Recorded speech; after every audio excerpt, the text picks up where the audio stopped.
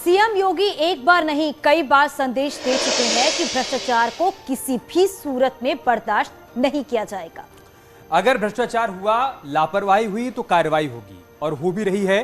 बीते दिनों में तबादलों को लेकर उठे सवाल के बाद से सीएम योगी लगातार एक्शन में है और एक के बाद एक विभागों में लापरवाही, कार्यशैली और भ्रष्टाचार को लेकर कार्रवाई कर रही है। तबादलों पर उठे सवाल और भ्रष्टाचार की शिकायतों पर कई विभागों में कार्रवाई भी हुई है। पीडब्ल्यूडी विभाग में ट्रांसफर पोस्टिंग में गड़बड़ी की शिकायत पर बड़ी कार्रवाई हुई है। एचओडी समेत 5 अधिकारियों को निलंबित किया गया है। पीडब्ल्यूडी मंत्री जितिन प्रसाद के ओएसडी को हटा दिया गया है।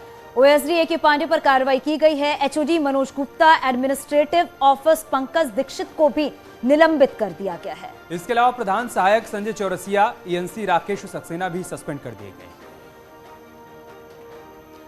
सीएम योगी ने इस कार्रवाई के साथ ही मंत्रियों को ताकीद किया है कि वो अपने स्टाफ और कार्यालय के अधिकारियों पर आंख मूंद कर भरोसा न करें। दरअसल फाइल पर जल्दबाजी में दस्तखत नहीं करने की सलाह सीएम योगी की तरफ से दी गई है। सभी मंत्री मेरिट के आधार पर ही फैसला लें। हालांकि सीएम योगी इस फैसले के बाद सियासत में तूफान भी आ गया है और कहे जाने लगा है कि पीडब्ल्यूडी मंत्री जितिन प्रसाद नाराज हैं क्योंकि उनके खासम खास जो हैं ओएसडी ए के पांडे को हटा दिया गया है। ए के पांडे को जितिन प्रसाद की ही सिफारिश पर दिल्ली से यूपी में नियुक्ति की गई थी। वहीं इस मसले पर पीडब्ल्यूडी के मंत्री जितिन प्रसाद ने कहा है कि ऐसा कुछ भी नहीं है। अगर भ्रष्टाचार हुआ है तो कार्रवाई भी होगी। किसी भी सूरत में भ्रष्टाचार को बर्दाश्त नहीं किया जाएगा। ये आप सभी को ज्ञात है कि प्रधानमंत्री जी और मुख्यमंत्री योगी जी की ज़ीरो टॉलरेंस की नीति है और उसके तहत अगर विभाग में कोई अनियमितताएं हैं तो सरकार ठोस कदम उठाएगी। एक निष्पक्ष जांच होगी, जहां गड़बड़ी हैं वहां कार्रवाई होगी और जहाँ का ट्रांसफर्स का सवाल है वो बदलाव भी होगा। अगर गड़बड़ियां हैं तो ये ज़ीरो टॉलरेंस के तहत ही आगे कार्य किया जाएगा। नहीं, ऐसी कोई बात नहीं है। नाराज़गी का कोई प्रश्न नहीं उठता। हम लोग मुख्यमंत्री जी के नेतृत्व में उत्तर प्रदेश में कार्य कर रहे हैं और यही प्रयास है कि जनता की आकांक्षाओं पर खरा उतरें। और राष्ट्रीय नेताओं से मिलना कभी भी मिल सकते हैं जब समय मिलेगा, मगर ऐसा मेरा कोई अभी मिलने का कोई विचार नहीं है। ये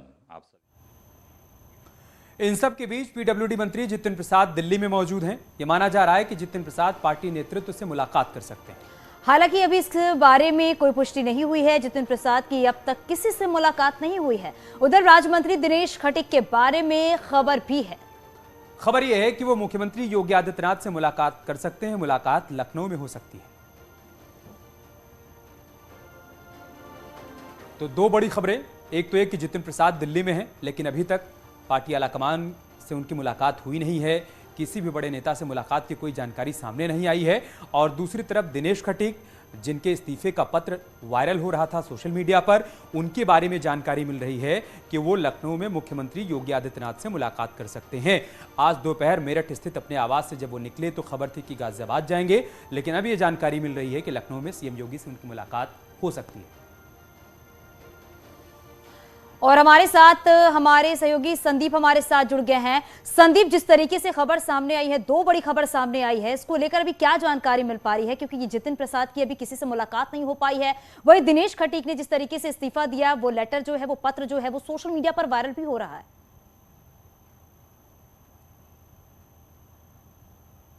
देखिए, जो जानकारी मिली है उसके अनुसार जितिन प्रसाद अभी दिल्ली में ही हैं और कल लखनऊ जाएंगे। उनका प्रोग्राम है पार्टी के शीर्ष नेतृत्व से मिलने का।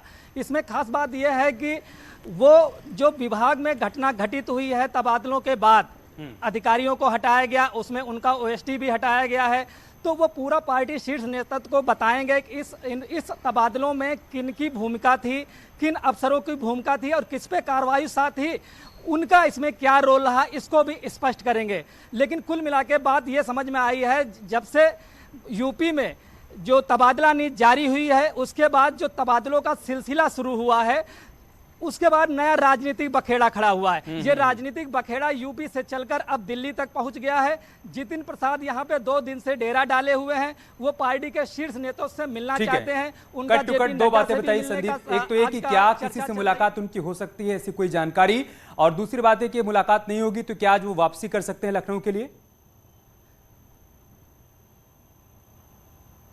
नहीं, आज उनके वापसी का कोई आसार नहीं है। हमने लखनऊ से भी पता किया है, उनके जो प्रतिनिधि हैं या अन्य लोगों से, साथ में उनके आवास पे भी हम लोग आज दिन में गए थे। तो ये है कि वो पार्टी के शीर्ष नेताओं से मिलकर ही लखनऊ वापस जाएंगे। कल उनकी किसी से मुलाकात हो सकती थी। बिल्कुल संदीप, और ये देखना होगा कि अब जितिन प्रसाद आगे क्या कुछ करते हैं, क्योंकि लगातार ये कहा जा रहा है, जैसा कि भी आपने बताया, कि 2 दिन से वो दिल्ली में डेरा डाले हुए हैं। बहुत शुक्रिया इस पूरी जानकारी के लिए। अब सवाल उठता है कि कार्रवाई क्यों की गई। दरअसल आरोप है कि पीडब्ल्यूडी विभाग में हुए ट्रांसफर पोस्टिंग में तबादला नीति का उल्लंघन किया गया। कैसे, ये भी हम आपको समझाते हैं। 150 असिस्टेंट इंजीनियर्स को प्रमोट किया गया। प्रमोटेड इंजीनियर्स की उसी डिवीजन में तैनाती भी कर दी गई, और 10 दिन के अंदर 2 बार तबादला, और कई इंजीनियर्स की अवधि पूरी और ट्रांसफर नहीं। इसी मामले में जितिन प्रसाद के ओएसडी ए के पांडे को कार्यमुक्त कर दिया गया। लेकिन सीएम योगी आदित्यनाथ की ओर से की गई कार्रवाई यही तक नहीं सीमित है। पीडब्ल्यूडी विभाग के अलावा स्वास्थ्य विभाग में हुए तबादलों पर भी सवाल उठे थे। खुद डिप्टी सीएम ब्रजेश पाठक ने सवाल उठाए थे, जिस पर सीएम योगी ने जांच के आदेश दिए और 13 जुलाई को यह आदेश उनकी तरफ से जारी कर दिया गया। और 13 जुलाई को सीएम योगी आदित्यनाथ ने तबादलों के जांच के आदेश दिए हैं। एपीसी मनोज कुमार सिंह की अध्यक्षता में जांच के आदेश। नेमो को ताक पर रखकर तबादले करने के आरोप लगे हैं। खुद डिप्टी सीएम ब्रजेश पाठक ने ये सवाल उठाए थे। सीएम योगी आदित्यनाथ पशुधन विभाग में घोटाले की जांच के आदेश भी दे चुके हैं। पशुधन विभाग में दवाओं और उपकरणों की जांच में गड़बड़ी मिली थी। शिकायत मिली थी कि एक ही आइटम को अलग अलग दाम पर खरीदा गया।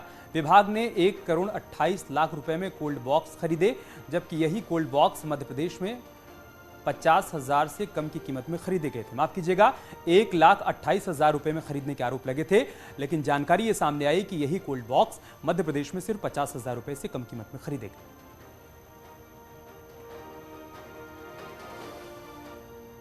गाजियाबाद के थाना सिहानी गेट क्षेत्र में लूट का सीसीटीवी फुटेज सामने आया है।